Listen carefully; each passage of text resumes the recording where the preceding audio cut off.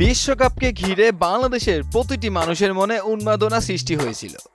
বাংলাদেশ যখন সুপার 8-এ ওঠে, বাংলাদেশের প্রতিটি মানুষ আস্থা রেখেছিল বাংলাদেশ কোয়ালিফাই করবে। কিন্তু এ কি হাল!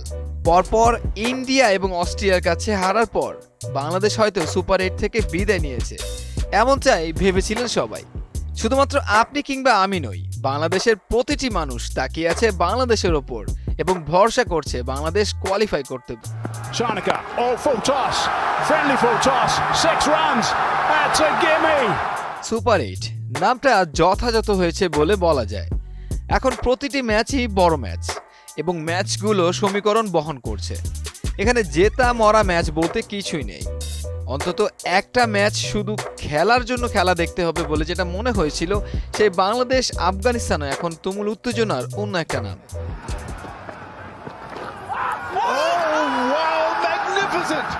সাকিব আল হাসানকে সংবাদ সম্মেলনে এই প্রশ্নটা করেছিলেন বিদেশি একজন সাংবাদিক। তার কাছে তো ক্ষমা চাইতে হবে দেখছি, যদিও তার প্রশ্ন শুনে হেসে দেওয়াটাই ছিল সাকিব আল হাসানের স্বাভাবিক ব্যাপার। সাকিব হয়তো হাসেননি, তবে অবাক হয়ে কথা শুনেছেন। সুপার 8-এ টানা 2 ম্যাচে হেরে বাংলাদেশ বিদায় নিয়েছে, আর ওই সাংবাদিক কিনা প্রশ্ন করছেন বাংলাদেশে সেমিফাইনাল খেলার কি কোনো সম্ভাবনা আছে।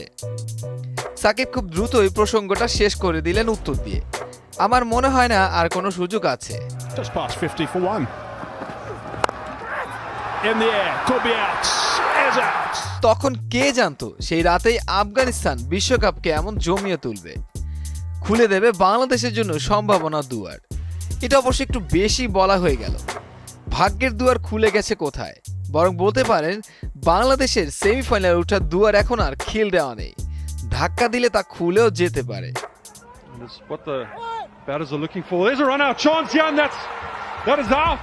সমস্যা হলো শুধু বাংলাদেশকে ধাক্কা দিলেই তো আর হচ্ছে না, এখন আরো অনেক দিক থেকে ধাক্কাধাক্কি লাগাতে হবে। প্রথম কথা, বাংলাদেশকে জিততে হবে, হারতে হবে অস্ট্রেলিয়াকে। শুধু তাতেই হবে না, কোথাও যেন একটা হিসাব মেলাতে হবে। বাংলাদেশকে 31 রানে জিতলে নেট রান রেটে আফগানিস্তানকে পেছনে ফেলতে পারবে, কিন্তু পেছনে ফেলতে হবে অস্ট্রেলিয়াকেও। কিন্তু সেটা তার বাংলাদেশের হাতে নেই। সেই কাজটা করতে হবে ভারতকে।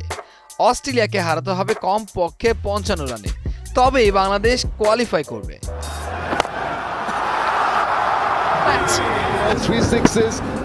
এত জটিল হিসাব নিকাশ বাংলাদেশ এবং আফগানিস্তানের ম্যাচের আগেই অবশ্য সরল হয়ে আসবে। সেন্ট লুসিয়ায় আজকে ভারত এবং অস্ট্রেলিয়ার ম্যাচ পুনর্নির্ধারণ করে দেবে বাংলাদেশ এবং আফগানিস্তান ম্যাচের গুরুত্ব।